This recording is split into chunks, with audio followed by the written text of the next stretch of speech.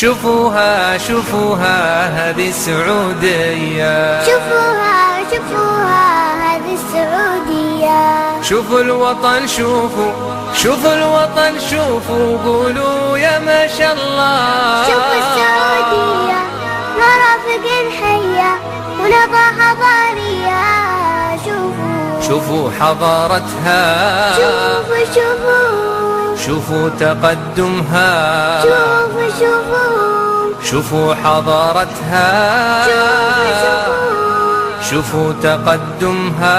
شوفوا شوفوا، شوفوها شوفوها هذه السعودية، شوفوها شوفوها هذه السعودية. أطهر بقاع الأرض تحكم بشرع الله، أطهر بقاع الأرض تحكم بشرع الله. شوفوا شوفوا، والنصح والإرشاد والأمن فيها ساد والخير فيها زاد. حيوا حيوا قيادتنا، حيوا والكعبة قبلتنا.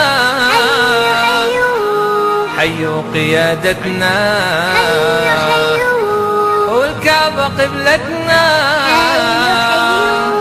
شوفوها شوفوها هذه السعودية، شوفوها شوفوها هذه السعودية.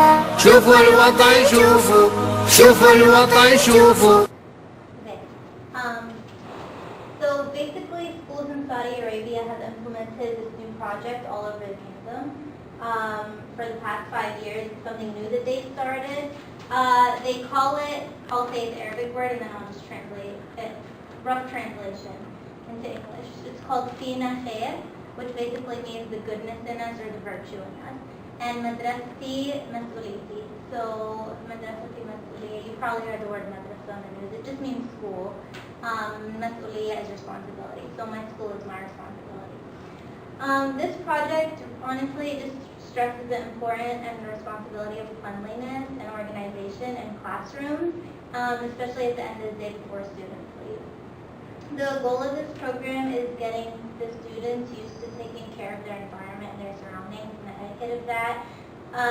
What I understood from it is that it honestly shows children that school is something that should not be taken for granted. And you don't just have someone cleaning after you all the time. You should honestly take care of that place, because that's a place that so much can happen in the classroom. That's where you realize what you want to do for the rest of your life. That's where most kids feel safe. So it's telling them the importance of that, and that's why they have to take care of it. Let me see what I said. So schools in Saudi Arabia are now it's almost a requirement to follow this program to kind of implement, but the way they present this knowledge to the students and the way they implement it in their classrooms is completely up to them, just as long as they're doing something to help with the organization and the cleanliness of the classroom and the environment. Each school is also responsible to do something that benefits others who are not in that school, so community service, doing drives, feeding the hungry or the less fortunate, stuff like that. The Saudi Arabia School Administration, it asks that everyone implement this new idea because it helps them serve the country's education. So it's to educate the students, to make them more compassionate towards others, and compassionate on themselves in terms of just to take care of each other. Because when you're taking care of your surroundings, just not to take things for granted, to just throw things around. So aside from this being a beneficial program to the community and its education, it also has other perks too. So there are rewards offered for schools that come up with the best innovative ideas, the best ways to help other people or even help their schools, or even events that they come up with that can also benefit them. The rewards can reach $26,000 per school. And that's a lot of money for education, because I'm an education major and I work in a preschool, so I know that $26,000 going to the school is a lot. Yeah. Because all the classroom supplies, everything needed, and that's like that everywhere. So now I'm going to narrow the talk down to just one school named الحفيرة Elementary School in Bعنيزة. That's in Saudi Arabia, and that's where Aima's mom is the principal there. Her name is Asma al-Bil'an. Did I say that right? Okay. That's her mother, and she participated in these programs, and she led her school with new ideas and participation in these programs with the projects involved. So there's YouTube videos on the internet that we will show a couple of them to you now that are posted to just show people examples of the things that the students, that the kids notice. So you're going to notice them preparing the stuff, so separating supplies and kind of getting the room ready to be organized. Then the actual organization process where they tidy everything up, the pencils go in one place, folders and books go in another place. It's really just taking this, it's just breaking down the steps of the cleanliness. Then you're going to watch them clean it. So they clean anything small that they see. If they notice a problem, it's stressed that the student should use critical thinking to try to solve that problem. So if something happened that day or something went on in the classroom, it stresses like personal thought too. So even though you're given this broad thing where, okay, we should keep our classroom neat, we should keep our environment good, each student is able to use their own thoughts and ideas to figure out how they're going to do that. Then maintain. So not just after you're done cleaning that day, that's it. You just always remember that that's what you need to do. So don't just leave the classroom and throw your water bottles everywhere. Don't just leave the classroom and kind of just throw your stuff around. You always have to have that idea in your head, the consistency. And as we know as teachers, I think that being consistent is always what helps the students. So let me open up, okay, the first video. And this is going to be the steps to the organization. The name of the noise is doing everything I just said, but in Arabic. It says tamdeed, that means cleaning of the classroom. Haddad, that's the preparing.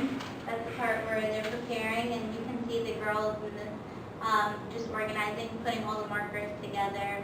So even the simplest parts of organization, they don't just put all pens together. They put the markers specifically, the scissors and sharpeners separately, and just teaching them the highest level of organization. Should I move it faster? Okay, next, this is the actual organization. So they're putting everything in places where it belongs. And you can see the classroom looks real good.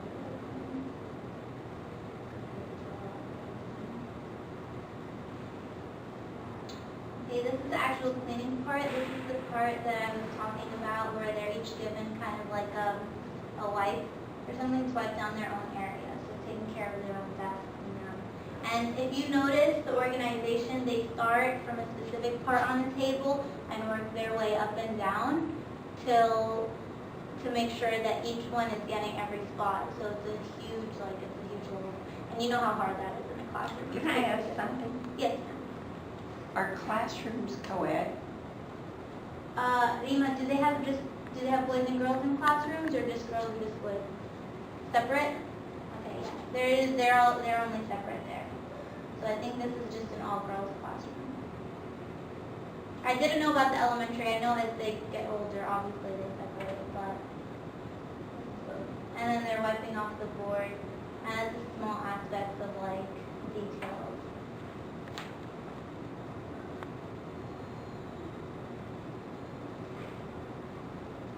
And this is maintaining, so all throughout the day, the classroom stays pretty neat.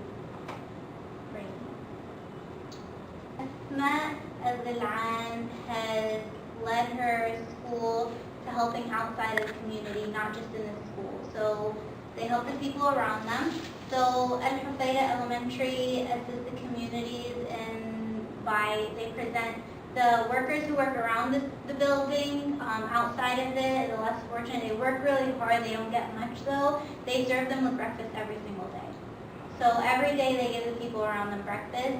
And I think that there's something to be said about setting those examples for the student in the school, because I'm someone who believes that people who are less fortunate don't just exist so you can feel better about your status. They exist to make you a better person so you can help them. So that was something that's really impressive to me. And you'll see that in the video. And as well as that, they also present the less fortunate with clothing every winter to help keep them warm. This clothing, usually here in America, this is where I grew up, I'm used to doing drives and any coats or stuff in good condition we give them. There, they're giving them new things. So that was something that stood out a lot to me. And you'll see that in both of these videos.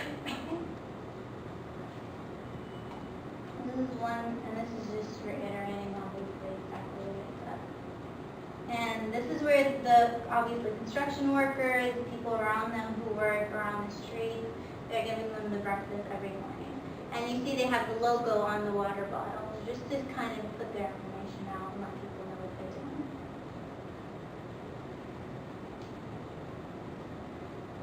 That's really nice. Teaches students really early in life that they need to be community oriented. I agree. And the students are involved. It's not just the adults, and I think that's the best thing. Because I think from a younger age, if you teach them how fulfilling it is to help others, they're always going to keep that with them and continue to do it throughout their lives. The clothing and the articles of clothing to keep them warm. So jackets, clothes, any of that. And you see the new package of new products that they're giving them.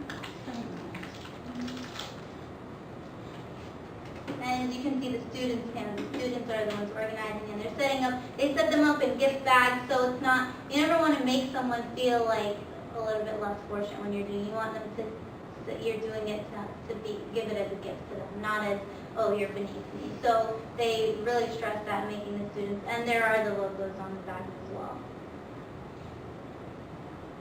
I think it makes the children feel proud about themselves too. It's not just something that they do in their courses. It makes them really proud of themselves to be part of something so great. And the best part is when you actually give it to the people.